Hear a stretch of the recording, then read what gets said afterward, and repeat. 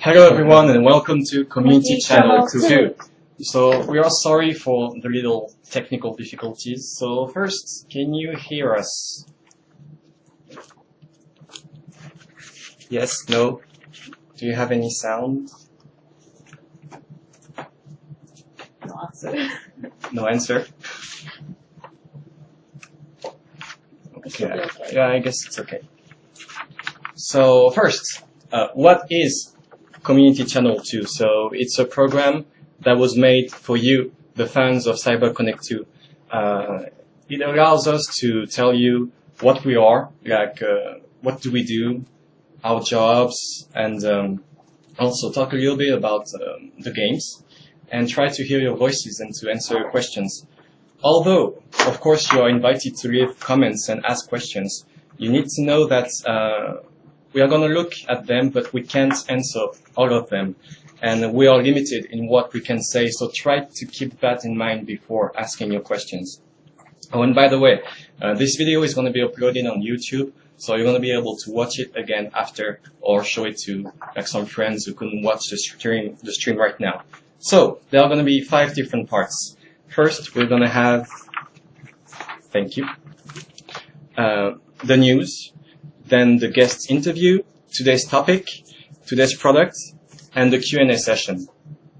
But before we get started, let us introduce ourselves, starting with Mei right here. Okay, hi everyone.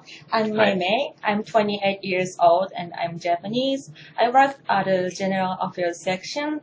We are trying to do our best to make the environment at our office more comfortable for employees.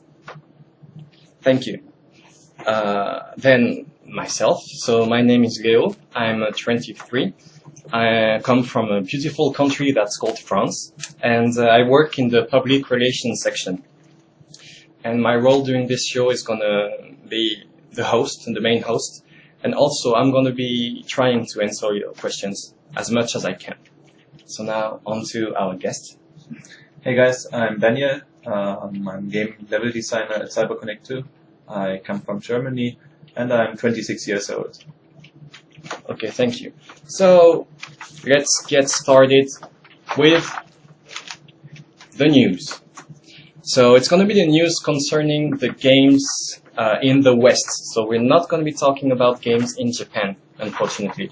So first I want to talk about JoJo's Bizarre Adventure or All-Star Battle. I think you know about this game. It's going to be localized in Europe, America, and Australia in 2014. And the release date has not been announced yet.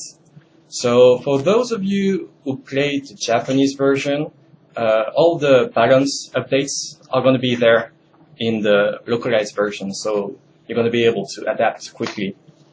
And now on to Naruto Shippuden Ultimate Ninja Storm 3 Full Burst. The game is now officially released on Xbox and PS3, and the PC version is going to be coming on the 25th, so in a few hours for those who live in America. And you're going to be experiencing a new boss battle, a new playable character, 100 new missions, and also revamped cinematics for Storm 3. And I'd like to say, this boss battle, you should really try it. To me, it's one of the best boss battles ever. And maybe you're gonna cry at the end. So, that's it for today, for the news. So now, we're gonna do the interview. So, our guest here, Daniel. First, we're going to start with the studies and the schools you went to. Yeah. So, but before that, where are you from and which town? I'm from South Germany, Augsburg, which is near Munich. Oh, I see. Yeah. So, what was the name of your school? I went to Games Academy in Frankfurt, which is, as you can guess, related to game design. I could guess. Yeah. So, how long have you been studying there? 2 years. 2 years? Yeah. Oh, that's great. Now on to languages, because it's a really important part in our jobs. So first, how long have you been studying English and how often do you speak it? I mean, I learned English mostly with, buying movies from America. Back then I bought a lot of VHS before we had DVD. Oh, yeah. I visited a lot of, English language forums, played English games. So yeah. So you haven't gone to any English school? No. But I mean, since I came to Japan, I don't talk that much English anyway. Right. I think what you said is interesting about games. Like they actually help you speak English a lot, even for me. Yeah. So now on to Japanese. So why and when did you start studying Japanese? I started learning in 2006, simply because I liked the language, and back then I watched a lot of Japanese movies, like B cinema, like Yakuza movies. I wanted to watch more and more, and I started to buy stuff which was just Japanese and didn't have English subtitles. And I really got interested in the culture. Like I like the culture a lot, and I figured I want to learn more about that. And the best way to learn the culture is also to learn the language. So that's how it all started. How often do you speak it? But since I'm in Japan most of the time, I mean, my wife and her family, we just talk Japanese. They can speak English at all? No, we just talk Japanese. Okay. I see. So what do you like about Japanese language? There's a few things, like I like the kanji a lot. Yeah. Like learning them, I think when you learn a new kanji and when you can read it, it's very motivating. And I also like the different levels of what's it called? The keigo, politeness. Yeah, the different levels of politeness. I think that's something we really focus on in Japanese, and I really like it a lot. Just one thing, for those who don't know what kanji are, it's the Chinese ideograms that are used in the Japanese language, and they're quite hard to learn, actually. So, what do you dislike about Japanese language? Yeah, but kanji. Right. Me too. No, I mean, it's a love-hate relationship, because it's very motivating to learn, but at the same time, sometimes it can be very frustrating if you forget how to write a kanji. Yeah. I know. It's interesting, but it's difficult as well, right? Yeah. But there are some methods to learn kanji. Right. Like, I saw a book when they tried to make the kanji look like some kind of image, so you can remember it. Oh, yeah. But I just find it harder to remember it because you're trying to think about the image to remember the kanji, but then you just don't remember the kanji. Yeah, the method I learned is, every kanji is separated into different radicals. Yeah. So what I did, I analyzed which kanji does have what radical, and then I created, small stories for that in my mind. Oh. So, yeah. So now we're going to ask some questions about Japan, so I'm going to leave it to Mei right here. Okay. So, Daniel, when did you first come to Japan? 2007. For a pretty short time. Went to Tokyo, and I absolutely loved it. I noticed that's the atmosphere I always wanted to experience, and I knew I had to get back there and someday maybe live there. It's great. How about people? Yeah. You communicated any Japanese when you? Yeah, but back then, 2007, the first time I went to Japan, the first thing I thought was, oh, my Japanese is really bad. But I mean, that gave me motivation to learn more, actually. Great. Okay, then how long have you been living here? Since last year. I first lived in Osaka, and then this year I came to Fukuoka because of the work. Okay. So, what do you like about living in Japan? I like the food a lot. I can tell. It's true. Especially where I originally lived in Osaka. The food is absolutely amazing. Like takoyaki? Right, takoyaki, okonomiyaki. Yeah. It's great, and I like the atmosphere in Japan. Especially in Tokyo and Osaka, there's a lot of, very narrow architecture, where they put a lot of things into a very small space, and for example, you don't really have that in Germany. And, I mean, maybe if you see, Japanese cyberpunk movies, the way Tokyo, etc. is represented, you know, that's that kind of atmosphere, like having a lot of things in a very small space. I like that a lot. You don't feel any like messy? It is messy, but maybe that's what I like about it. That's what I thought about Japan. It's kind of like Yeah. not too messy. Yeah, And for me, like Western country Yeah. is more like organized. Yeah. It's more clean. yeah. My wife actually says the same. She was like, "What do you like about this?" It's it's a mess. Yeah. Then what do you dislike about living in Japan? The paperwork. Mm. Like, I think Leo knows what I mean. It's, Yeah.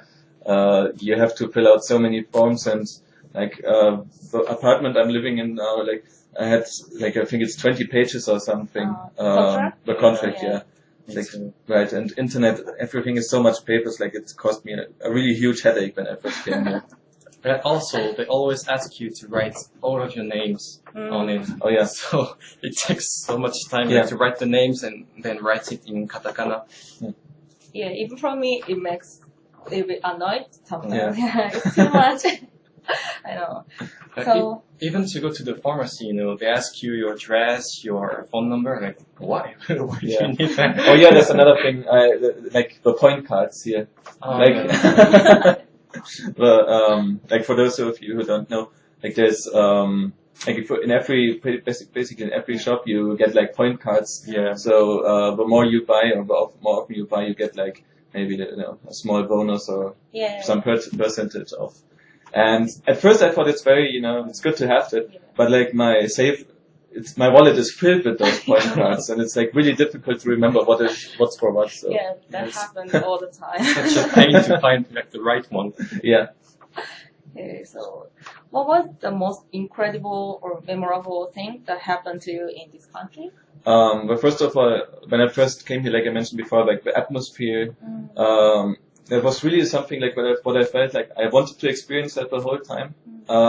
And I never know where this place would be that I always desired. And when I came here, I really felt like, okay, like that's what I always like had in my mind. And another thing I like I mean, Japan is very service oriented, right? So sometimes, like, for me at first it felt a bit cold in the restaurants, that you don't have much communication. But, for example, in Fukuoka now, like, there are some restaurants which I go to, like, every week.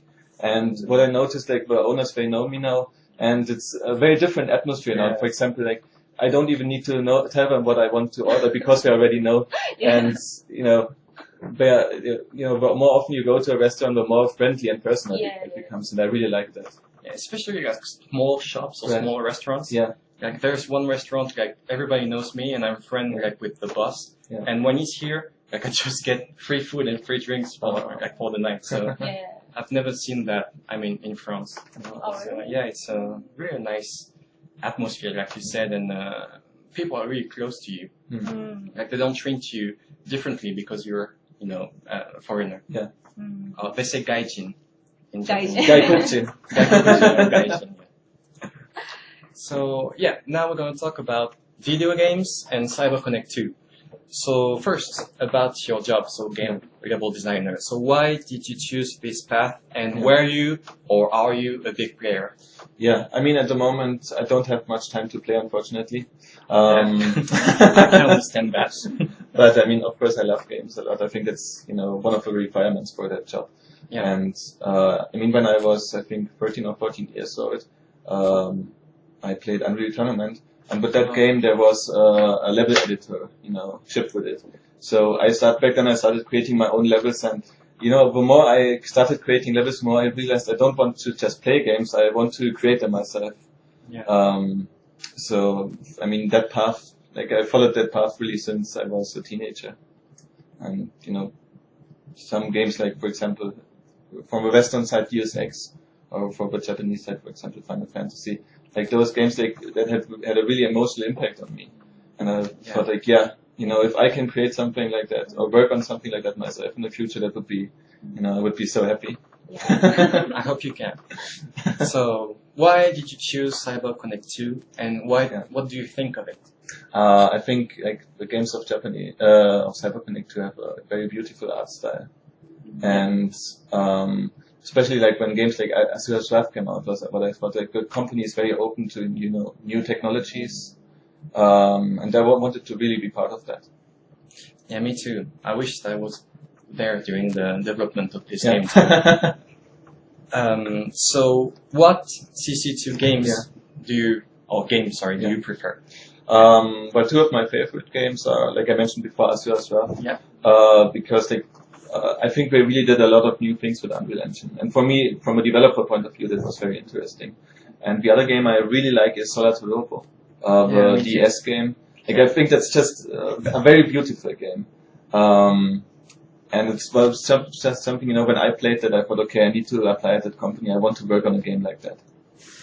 Yeah, I like the design in the world of Solar Yeah. Robo. I think it's really well done. Yeah, kind of reminded me a bit of, you know, Ghibli movies. Yeah, sure. So how is it to work for Japanese company, like in general, and how is it to work for CyberConnect2? Well, I think CyberConnect2, like, the work environment, the people are very friendly. Like when I first came here, like, everyone, you know, worked really hard to, you know, make me feel part of the team. That's something I really appreciated. Of course, like Japanese companies have, you know, like, where people always say like you have to work hard in Japanese companies, and that's definitely something I think when you work at a Japanese company, no matter if CyberConnect2 or another company, that's something you have to keep in mind. Yeah. Also, the amount of work is pretty big. Yeah. And of course, we have like to protect deadlines too. So it could be stressful sometimes, but yeah, it's fun. That's why we're doing it. Yeah. So can you explain what is your job in here? So what do you do at CyberConnect2 as a game level designer? I mean, it depends on the project. If I'm working as a game designer, what I'm responsible for is like creating the game mechanics of the game, the overall mechanics, what is fun, what's not fun, working on the balancing, like the parameters, like how strong is an enemy, for example, like how much health does the player have, all those kind of things. So a lot of planning. As a level designer, I'm working like on creating the individual stages and using the gameplay that the game designers create to create, you know, interesting individual levels. And you know, as a level designer, of course, there's a lot of technical knowledge important. Yeah, so if you compare it, like as a game designer, you work more, for example, with Excel, and as a level designer, you work more with level editors and scripting languages. So yeah, both writing and, you know, the technical knowledge, I think both of it is very important for that job. So could you tell us what projects you've been working on? I would like to, but I can't. It's something I think players are really going to appreciate it, but I hope. You guys have to wait a bit. Sorry. Sorry. We're working hard to make something good. We always do. Of course. That's the plan. So do you have an interesting story maybe that happened to you in here, or something that you just can't forget? You know, like I mentioned before, I really like Solar to Robo. So when I first came into the company and I realized like my direct superior, my bosses, was the director on Solar to Robo, like that was a huge wow moment. Like I didn't expect it, and at first I didn't even really realize it until we started talking a lot of Solar to Robo, and I thought, wait a minute, like, and you know, that was like, I really felt honored. And, you know, he taught me a lot. So that was a really great experience. Yeah, for me, it would probably have been the composer of Kuda-san. When I saw her, I didn't understand, like, right at this moment that she was, like, the composer. I was like, oh, I'm sorry. It was quite intense.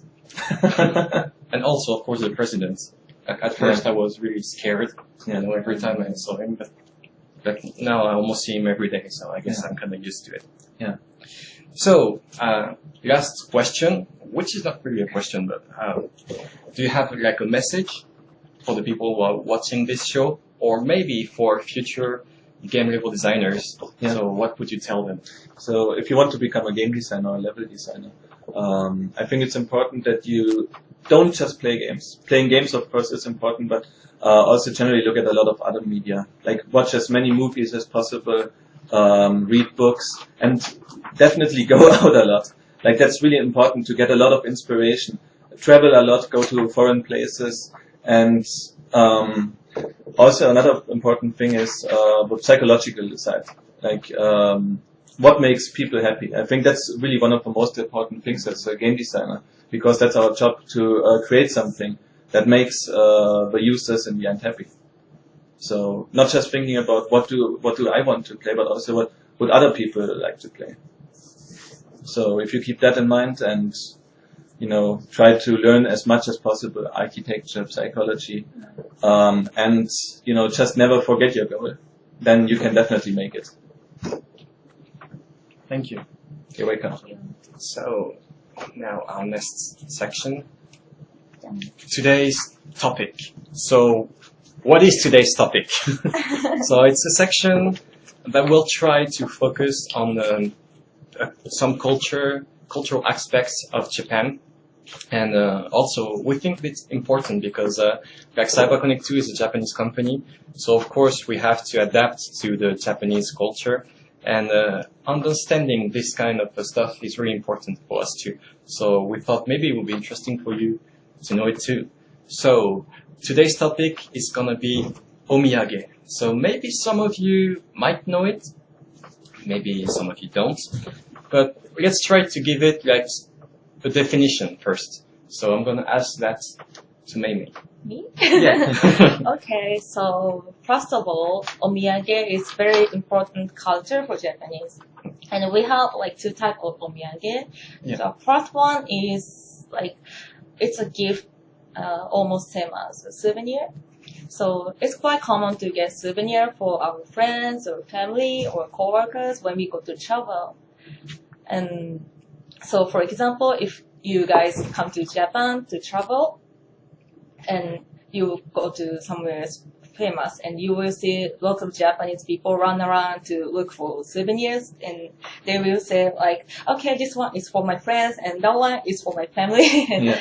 And this box of cookies has 10 pieces, so it's good for share. So this is for my coworkers, something like this. Yeah. And the other is, it's also gift, but it's more like soft food. And when we want to say thank you, we can bring something special as a gratitude. It's also omiyage. So yeah, it could be a souvenir or more like a gift. Yeah, it's like more gift. So one thing we should probably say is that when you give it to coworkers, actually it's more like of an obligation. Like you have to, because if you don't, trust me, they're gonna remember it. And they're gonna like make you know someday. So when you go somewhere like in Kyoto or Tokyo, like you have to bring something for your coworkers, like some sweets. Maybe like a big box with 20 sweets in it, so everybody can have some. And the gifts one are a bit different. You just like want to give something to somebody that is dear to you, I think. So now on to the next part of this section. So omiyage, yes, but what about Fukuoka? What are the famous omiyage of Fukuoka? Could you tell us that? I think it could be ramen. Yeah. Yeah. Because tonkotsu ramen is really popular in Japan, so we can get anywhere, like instant noodle. Okay, I see. And mentaiko probably. Mentaiko, yeah. But it's a little bit spicy, so some people doesn't like it. Yeah. But some people really like it. Yeah. I see. So, Daniel, what was your last experience with omiyage? Like, did you buy one or did you receive one recently? Well, my wife, like every time from Osaka, she brings me omiyage. And I mean, with her work, she travels a lot, so I get to, I receive a lot of omiyage from Hokkaido, Tokyo, Kyoto. So that's for me really awesome, because I like chocolate a lot and she knows that, so. And, the last omiyage I bought was, when we were in Germany last month. Like I bought a lot of, chocolate for everyone in the company. And of course for, my wife's family. I see. Great. Yeah. So Mei, what is your experience with omiyage? Okay. Today I brought some omiyage Oh, from my oh. friends. Like this. This is chocolate from Tokyo. And it's Tokyo Skytree. It's the highest tower in Japan. And I have also this. It's keychain of mascot character in Kumamoto Prefecture. I think this guy is the most famous black bear in Japan, right? Yeah, I know him. I mean, you kind of see him everywhere. You see him everywhere, right? I know it's a bit childish, but it's also cute, so I like it. Yeah, it's a big, beautiful bear. I know. So my experience is I received that lately. So it's omamori. It's a protecting charm, I guess. It's from a town called Miyazaki, and it has the kanji fire on it that you might know maybe if you watch or read Naruto. So, I guess that's it for today's topic, omiyage, unless if you have maybe something. Oh to yeah, say. I have a question. Like Yeah. when I was in Canada, I worked at a souvenir store, right? And yeah, and I met lots of customers from all over the world, and always Japanese customers buy souvenir for somebody, but Western people rarely does it. So, Oh. is there any difference by customs? But in Germany, I mean, you don't have to bring something, but if you do, I mean, everyone is happy. Like, for me personally, even when I lived in Germany, like when I went to another town or, to another country, I would always bring some sweets or something Yeah. for my friends and family. But it's not like, I don't think it's a social obligation, but, more like you want to do it. I think in France, instead of souvenirs, like souvenirs usually we buy them for us too, Yeah, like when we for want to ourselves, keep. right? Yeah. But what we do is we use postcards and we send postcards to our friend or our family Okay. to say like we went there and Yeah. we thought about you there. Yeah, that's So good. We can it's- share the memory, right? Yeah. So it's a different culture, I guess, but we have the same kind of stuff, I think. I see. So thank you. That's it for today's topic. And now our next section is going to be today's product. So what is today's product? It's going to be like a description of one product that is available on Amazon. So you can actually purchase it if you want because we support overseas shipment.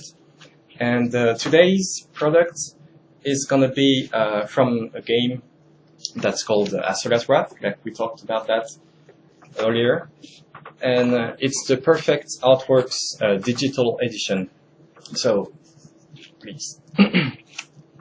So you could see it's a DVD, and you also have like a small book. So the DVD contains lots of PDF files. So you're gonna need Adobe Reader to be able to read it.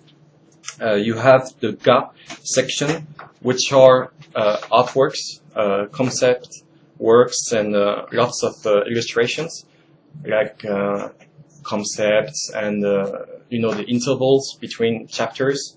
So all of these images are in GA. Then you have SHU, which are like the storyboards, the information about the characters and the enemies, and a lot of other things in Geki too. So you have more than 8,000 items inside of it, so I definitely recommend it. And in this Sky book, you have lots of informations too, explanations, and you can read Hiroshi Matsuyama's notes, like the CEO of CyberConnect2. So now, we're going to talk about this a little bit more, like maybe tell what were our impressions and what was our most favorite image in it. So let's start with this one right here. So it's Daniel's favorite image. Yeah, there's something, like when I first saw that image, it just looked very impressive to me. And even if you see that scene in game, it's even more impressive. You know, it kind of reminded me of a nightmare I had as a child, like where I was like riding a water slide, and you know I would ride directly into something that looked exactly like this. So when I saw that, you know, it brought back a lot of memories. But you know, it just looks impressive, and you know, especially you know from a level design point of view, you know, there's a lot of things you could you know do with that to create you know interesting sceneries. Yeah. Also. Yeah, this is supposed to be the wheel's planet, so it's kind of scary if Right. our planet's wheel looks like that. So now, our next picture right here is Mei Mei's favorite. So why do you prefer this one? Because the first I was impressed by his face. Like he looks like he's pretty upset, but he's also crying. So I could feel like lots of emotion from his face, and he's holding his daughter gently, and his hand is really like powerful. So I definitely like it. I see. So you like the fact that he is protecting his daughter? Yeah. Yeah, I guess that kind of suits the character too. Yeah. So like he's really like strong. Yeah, he's cool. Yeah. So now, my picture is this one. So you could see all the 8 Guardian generals. I think that's what you say in English. With the Emperor right there in the center. So you have like Deus, Olga, Asura, Yasha. And what I like about this is that it really looks like you could like go inside of a temple and see that. It looks ancient, and I think it's really well done. Like I had no idea when I saw that it was from Asura's Wrath the first time I saw it, and now I just think it's a great piece of work. So yeah, I think it's gonna be for today's product. Oh, maybe show one more thing. So we have the product right here. So you can see those the box here with the DVD and Kai. And maybe we could talk a little bit more about Kai, because there are some pretty interesting things inside of it, and I think maybe Daniel could talk us more about it. Yeah, one thing I really liked is, for example, they have a world guide here. So for me as a level designer, of course, that was very interesting because it shows how the world is set up, like what the connections are between the different, you know, stages of the game. And, you know, I think for everyone who's like interested in the production side of games, it's also very interesting to see, like, what kind of thought went into creating the world for us as well. So yeah, thank you. So yeah, I definitely recommend it, and so just buy it on Amazon, and you can show it to your friends. I think the arts direction of this game is one of the best that CyberConnect 2 ever did, so it's really worth it. So, thank you. So, on to our last topic. So, the ending and the impressions. So first, our guest. So what are your impressions of today's Community Channel 2? Awesome. Awesome. Awesome. Yeah. Yeah, happy that all you guys participated, and hope you tune in next time too. Yeah. Yeah. It was fun. It was fun actually. Yeah. I liked having you as a guest. Thank you. I like having you as a host. Oh, thank you. That's nice. Good friendship. Also, yeah, you really had interesting things to say, I think. Not just as a game level designer, but I think your experience is quite interesting too. What about you, Mei Mei? How was it? Yeah, it was fun. I was a bit nervous at first, but we don't have lots of chance to communicate with CC2 fans in the world. So to communicate with people is really interesting and fun, and I absolutely love it. I see. So my turn. What can I say? Yes, of course, it was fun. It was really interesting, and thank you guys for all of your questions. And of course, we're sorry that we can't answer all of them. But yeah, I think it was a great experience, and I definitely want to do it again. So I hope we're able to do this again for you too. So please stay there, keep on supporting CyberConnect2, and maybe we'll see you next time. So until next time, don't forget. Don't forget. Stay tuned. See ya. Bye bye. Bye.